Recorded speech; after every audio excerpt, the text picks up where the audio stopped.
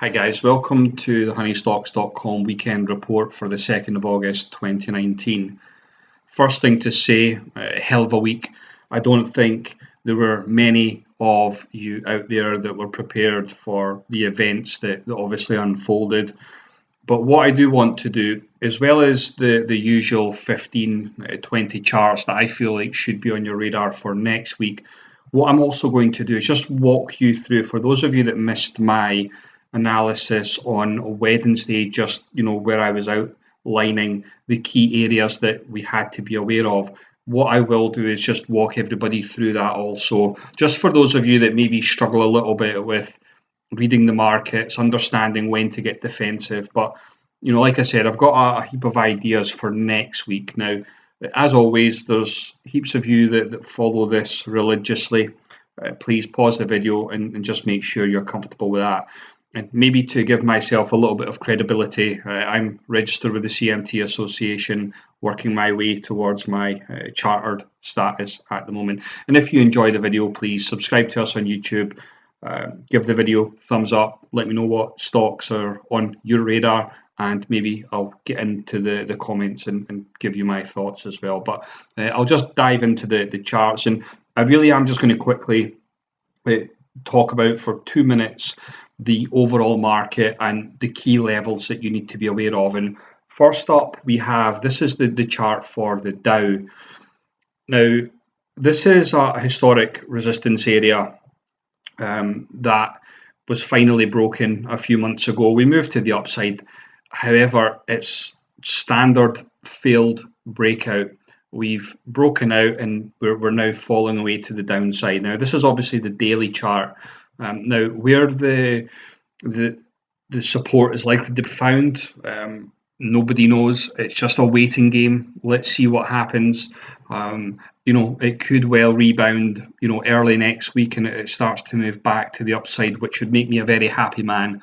However, the pessimist in me is obviously very much capital protection is always the number one priority. I don't want to be gambling. So that's the Dow. We also have the S&P 500. Now, at the time of printing this chart, the 50 MA just did not hold its support towards the end of the session there. So it does look like we've got a very bearish move. So the expectation is for the S&P 500 that we start to move towards the 200 MA. Now, what I was highlighting earlier this week is the bearish divergence that we had between price and momentum. So this is the 14-period RSI, ever so slight. We've got rising price, but we've got declining momentum. Now, for those of you that have any understanding of technical analysis, this is just a little bit of an early warning signal to just say, hey, something's a little bit fishy here. Let's just watch this one a little bit closer. That's exactly what my community did. The bat signal went out, I think, on Tuesday.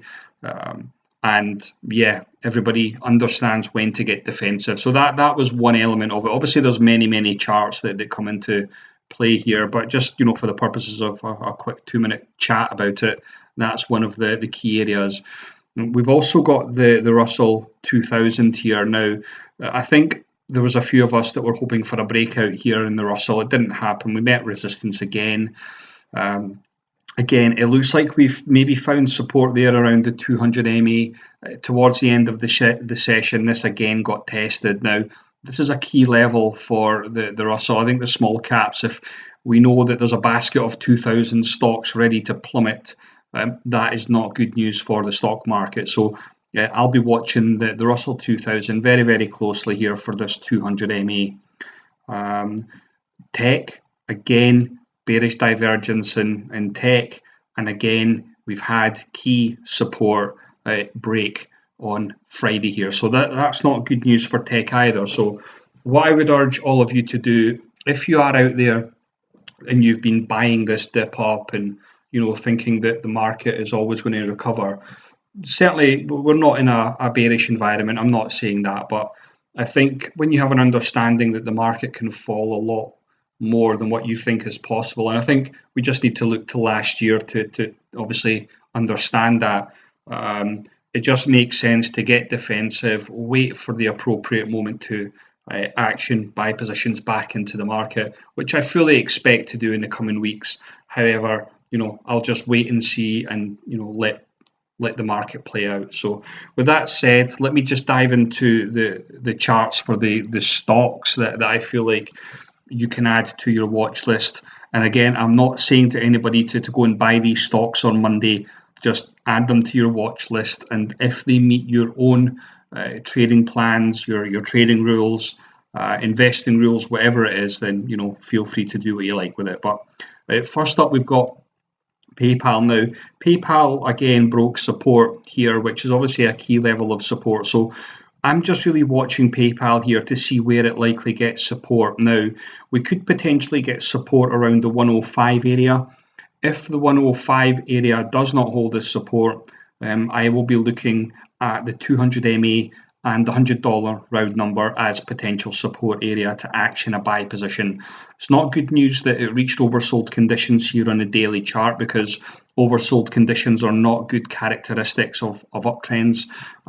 Despite those of you that trade solely on RSI and you're looking for little short-term bounces, this is not good news. But it's certainly something to be mindful of, but 105 and 100 are the two levels in PayPal. We have Yeti, positive earnings. As usual, Wall Street finds a way to tank the stock. Again, waiting game to see where we get support. Looks like the $30 round number seems to be holding, which is also a logical fib level support here. So again, watching this, we are technically in a range. We've had 3 touches.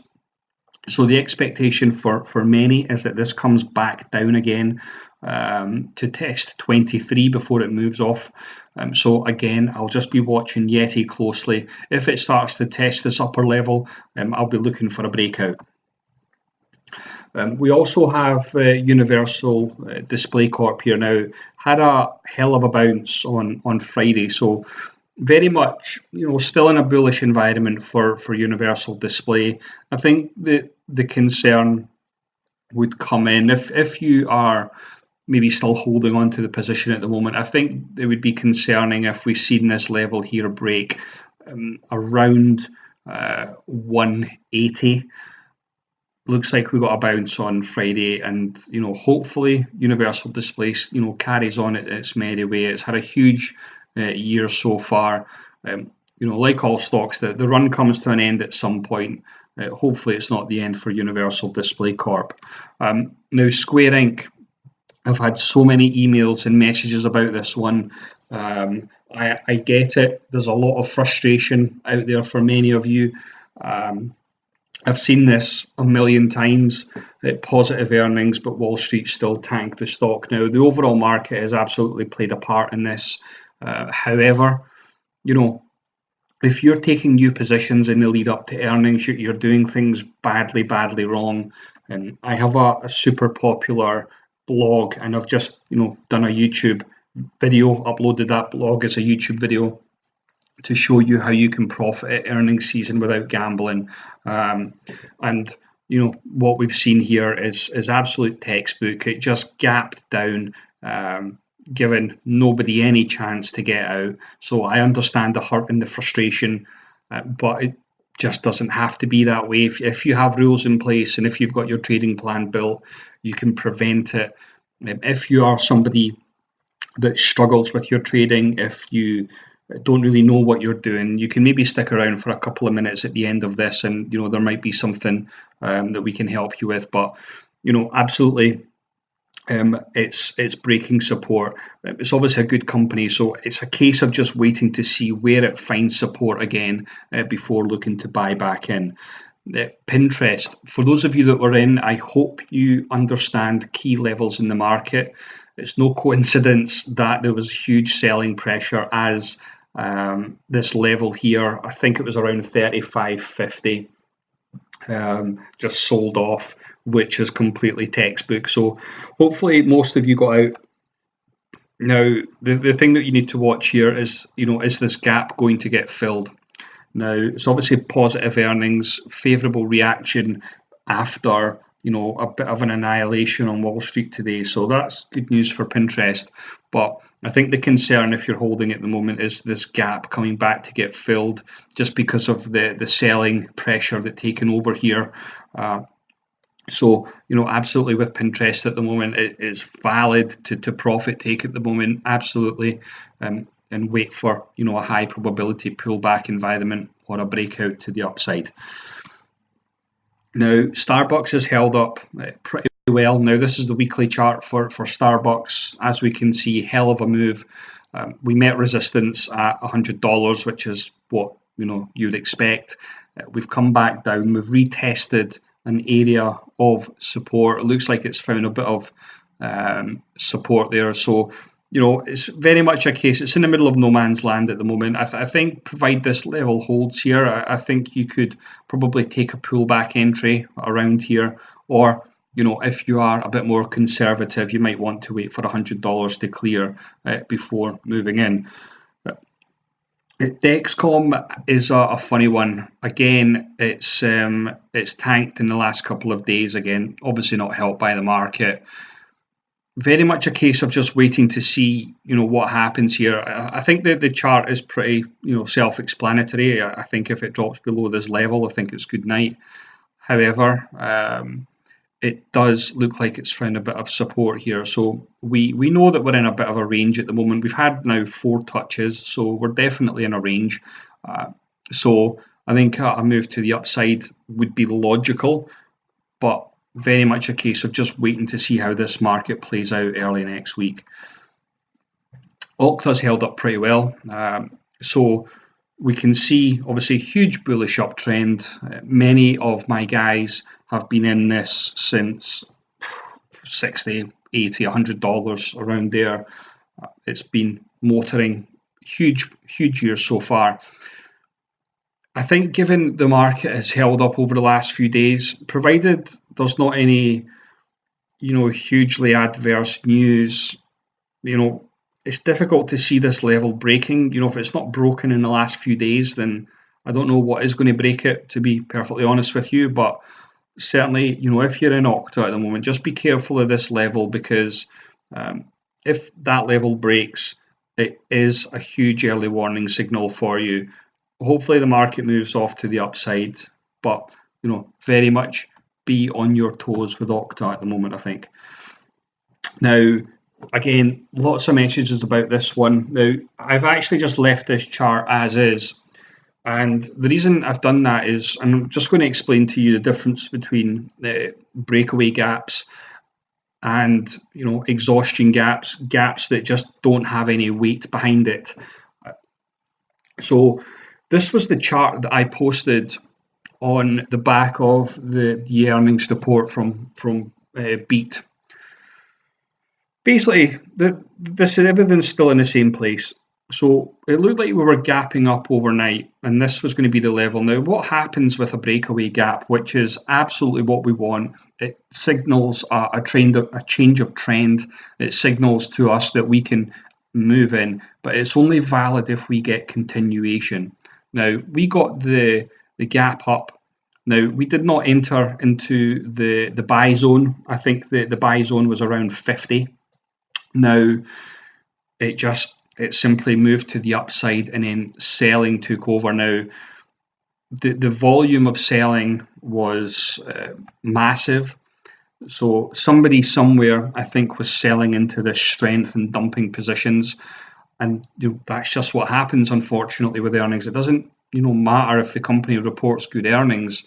It's how Wall Street reacts and how price reacts. And I think this is something that's completely lost on everybody. The earnings reports mean nothing anymore. What I observe in the market is it's a lot of it's a big game where Wall Street are trying to get your shares at a cheaper price, or they're selling into strength just so that they can offload on the company and reallocate risk elsewhere. Now, this could be a case of unloading a position and then moving into precious metals. It doesn't matter what the reason is. You just have to understand that it's one big game, and you need to have rules in place to protect the downside. So, absolutely with with Beat, it's not one that's very fun, but that's just the way it is sometimes, unfortunately. Um, AYX now, AYX has held up really, really well, and certainly still bullish above 120. I don't see any reason to change that thesis. I would just be simply managing the position and waiting to see what happens with the overall market. Twitter, lots of messages about this one again, and I think most of you that follow me probably understand that I've been doing a bit of a YouTube experiment this week where I've been uploading a video every single day, and one of the videos that I posted was a social media analysis on Twitter, Pinterest, Facebook, Yelp, and one other. But anyway, Twitter was in there, and again, this is the level that it's battling with at the moment. I don't see anything bearish with Twitter at the moment at all. I think even with the overall market conditions, it's held up well over the last 2 days. So if we can get positive market moves next week, then I do expect Twitter to possibly start to move towards 47, 48. But as it's battling with this key level here, it's valid to profit take as well. Just to throw that idea out to you, you don't always have to just buy and hold and hope for the best. I think if you have an understanding of technical analysis, it can actually aid your fundamental analysis as well. The best traders in the world that I know are both fundamental and technical analysts. So, absolutely, bear that in mind. NVIDIA, good old NVIDIA. This was a stock that I was doing very well in until last week. I've, in at 157, out, I think at 171, I think it was. We broke support. So again, very much a case of just waiting to see where the market finds support with NVIDIA. This would seem like a logical level. I think if this level holds, I think around 157, then it's probably offering entry. However, I think if you get a break below that, then you need to be very, very careful of what happens next with NVIDIA. Pay sign, again, huge drop on the back of earnings. It does look like we're finding support at another logical area of support. It's funny how these levels always seem to be respected. So much for technical analysis not working. But yeah, so this level is holding at the moment. I think the concern would be, if you get a break below this level. But I think you can still be bullish provided these levels hold. McDonald's. I think with McDonald's, it's very, very straightforward actually. I think when you have declines in the market, and I'm going to be touching on a couple of stocks in a second where one market declines, one sector declines. We have other sectors that do start to move. There are many sectors that are renowned for being defensive plays in the market, and McDonald's does seem to fit the bill here. Over the last couple of days, it's done fine. So I think in times of stress, I think you just need to look at other areas of the market to see where you might want to allocate your risk. And, absolutely, I think that's another thing to touch on as well is I think with the way the market is at the moment, I think you definitely need to manage risk a lot closer. I don't think it's a case that you can jump in and, go and allocate 100% of your capital at the moment. I think that would be extremely foolish, but that's just obviously my opinion. I think it just simply means that if you do move into a position, just manage it super closely. The New York Times has held up pretty well. Now this has taken a few weeks to get going. Just for full disclosure, my guys got an alert on this when we broke out above this level. It's taken a few weeks and it's not really doing much. It's kind of moving sideways. But again, until these levels break, you have to remain bullish. So very much a cautious bull at the moment. I think that would be the message that I want to just kind of get out there. Very, very cautious at the moment, but there are areas of the market that you can look at. Etsy, again, so many messages about this one. Again, it's dropped on the back of earnings. Support level, dating back to the start of the year has broke. We're starting to move to the downside. So if you do like Etsy, figure out where the key support levels are. For me, I do see the strength in other areas of the market. I'm not marrying stocks. I'm only dating them. And I think, again, for those of you that keep going back to the same stock over and over, keep trading the same stock, you're at a massive disadvantage. And I think when you've got an understanding, and I do accept that not everybody can have technical analysis built on 1,000 charts like I do, but absolutely take the time, assess the market, build up slowly. But Etsy at the moment just doesn't make a lot of sense. Stone Coal Limited, again, this is one that I was stopped out on earlier this week, just at a good profit. And again, it's very much a case of just waiting and seeing what happens. I'm waiting for this level here to break out, and I'll happily buy back in again. There's obviously a good bit of upside potential there. Now, this is one of the defensive plays that I was kind of talking about, as well as American Waterworks utility sector. It's kind of just been grinding sideways a little bit, over the last couple of months, just because obviously the market as a whole has obviously been flying. It's been moving to the upside. So when that happens, you will see those defensive areas stall a little bit. That's all we've seen with American Waterworks. And I think as soon as you start to see stress in the market, these defensive plays start to come into play. So I think, again, add that to your radar. Shopify has held up pretty well. It's I think what it looks like it's done here is just come back and it's just filled the gap a little bit. So again, very much bullish on Shopify, but again, it's valid at the moment to look to profit take and wait to see if you can get a break above this level. There's nothing wrong with profit taking and buying back in again. So yeah, Shopify still bullish. Activision Blizzard is becoming interesting. We have broken out above key resistance. We've now broke above the 200 MA. So I think for those of you that are maybe looking for stocks that are breaking out, that are showing a bit of strength at the moment, that have maybe been beaten down a little bit, then I think this is maybe one of those that you might want to do a bit of diligence on. Eli Lilly Co. Again, we've got a key area of support. It does seem like it's been respected over the last couple of weeks.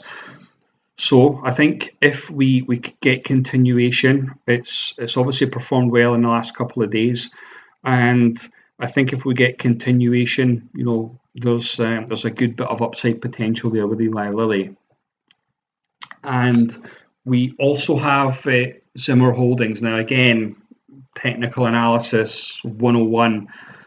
We've had obviously a huge move to the upside. This is a weekly chart for Zimmer Holdings, and it's not any coincidence that this level has offered resistance. It's been trying its hardest to get over this resistance for 3 years now, and it just hasn't done it until now. So in the last 2 weeks, we've finally got a break above here in Zimmer Holdings.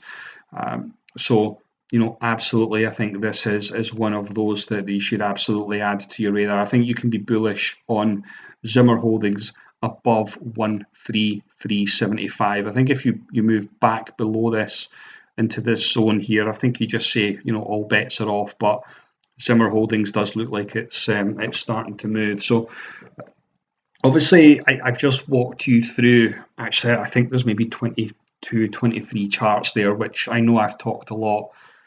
But as I said before, if you are somebody that maybe does struggle a little bit, maybe you don't have a rule set in place, maybe you're a day trader, I think the first thing to say is my time horizon is in weeks to months. I'm not looking to move in and out of trades every day or anything like that.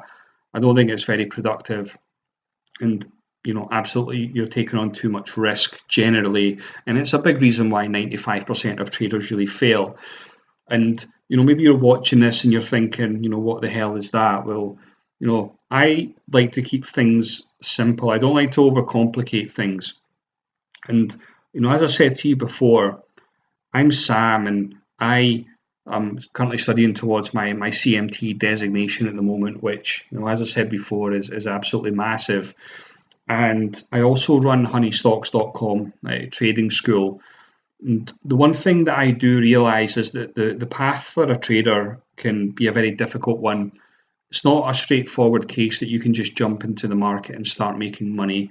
I've spoken to hundreds of traders across the world now who have jumped into the market. They've almost lost everything. And, quite frankly, I talk to people and, try to help coach a little bit. But I think that the first thing to say is I can't really help everybody. I think the people, when I break it down, I think the people that I can help are generally the ones that are trying to fit trading around a career, or maybe they've got a business, and maybe if you want to get away from day trading, maybe if you want better consistency, those of you that maybe want to learn and not just follow other people. I think that's one of the keys. Because when you learn to trade with minimal stress, you actually understand that profits start to follow. And if you are somebody that maybe wants to align with a successful trading group, and if you want the time to enjoy a bit of life, then one of the questions you should really ask yourself is, what if you were able to build a trading plan, and what if you had a rule set for the rest of your life? The one thing that I do completely different to everybody else is, with the community that I've built, with the guys that I've taught all over the world, I provide my guys a lot of support and a lot of charting. And over the course of the last 2 years, and these are just some of the charts that I've posted to them. This is 2019. The full track record is there. 2018 is up there on the website as well. I log every single chart onto my website. This conforms to the code of ethics that I need to follow with the CMT Association. I have not left any chart off there. Every single one of them is logged. And I think when I look around, I understand that, for most traders, it can take a couple of years to learn. And I think with the learning process, there's a horrific amount of losses that's taken on board just from learning.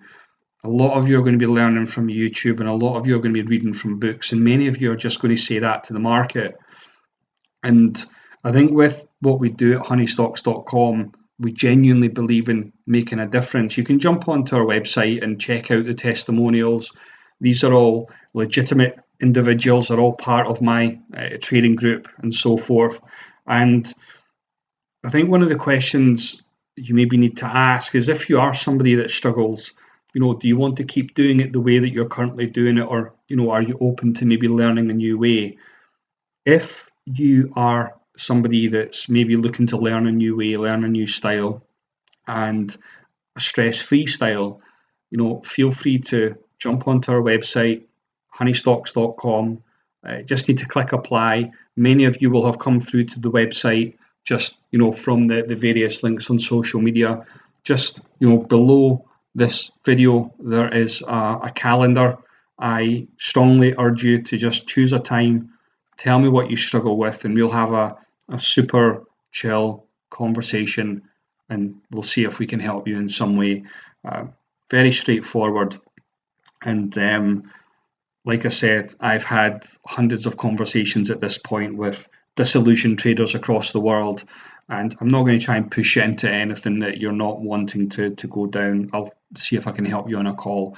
Generally lasts anywhere between 20 and 30 minutes, but if you've stuck around to the end, thank you very much for watching, and maybe I'll speak to you soon. Thanks.